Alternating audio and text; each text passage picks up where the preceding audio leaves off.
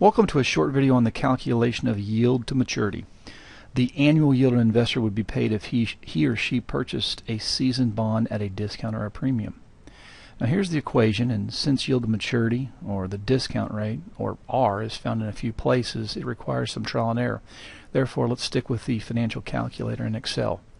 On the financial calculator, I'm looking for the interest rate per year, or annual or nominal yield.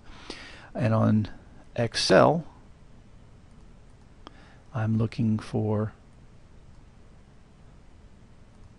the rate function. Now, yield to maturity is the rate an investor would receive if he or she bought the bond and held it to it matures, hence yield to maturity. Now, if you purchased the bond for $1,000 and received your $1,000 back, you would receive zero capital gains, and the only payment you would receive would be the fixed coupon payments, and your yield to maturity would be whatever the fixed coupon payment is. Now let's go back to this current slide right here. What if you bought the bond at, let's say, this $1,100 here? Somehow you have to account for a $100 loss over the 10 years remaining on this bond. Or if you bought it here at $935.83, somehow you must add in through the next 10 years, over 10 years, the $64.17 capital gain. So the $110, the yield to maturity is going to be actually less than 8%, whereas the $935.83, the yield to maturity is going to be slightly more than the 8%. Now let's go ahead and try one with the financial calculator. A bond currently sells for $1,025, so $1,025 negative. Present value must be negative. In essence, I'm buying a bond, money's leaving me. If I forget to put the negative in, I'll get a no solution. A par value or a future value of $1,000, and a coupon of payment of $80, and there are 9 years remaining. Therefore, the yield to maturity is 7.606 or 7.61.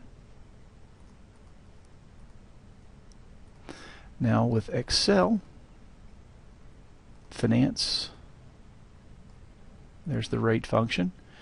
One more time, a bond currently sells for $1,025, that's the present value, and has a par value or a future value of $1,000, and they have a payment of $80 per year, 8%, and 9 years remaining. And there's the 7.6. Now here's an interesting dilemma. If you're using Excel, sometimes it likes to round up, so I frequently tell my students in class you have to go back to this first page here and make sure that you get the proper decimal points after the or the proper significant digits after the decimal point, or you'll get the wrong answer. Again, 7.61. Now let's try it with a semi-annual coupon bond. One more time, I'm using the interest rate per year button. So find the yield to maturity on a semi-annual coupon bond with a face value of $1,000. So there's my future value is $1,000. A 10% coupon rate. So the payment is $50. And there's 15 years remaining, so I'm going to double my payment to 30. And I paid $862.35 for the bond. Negative is present value is 6%. Now we must remember this is a semi-annual, so we have to double. So I just multiply this by 2, and now I get my 12%. Let's try this with the Excel. Formulas, finance, rate. Again, find the yield to maturity on a semi-annual coupon bond with a face value or a future value of $1,000 with a 10% coupon rate. So 10% coupon rate tells me $100 per. However, it's paid twice in a year, so $50 semi-annual. let's see, 15 years, so I'm going to double the NPER to 30, and the present value of the bond is this, and again I get 6%, and I must double it to also get the proper number because it is a semi-annual.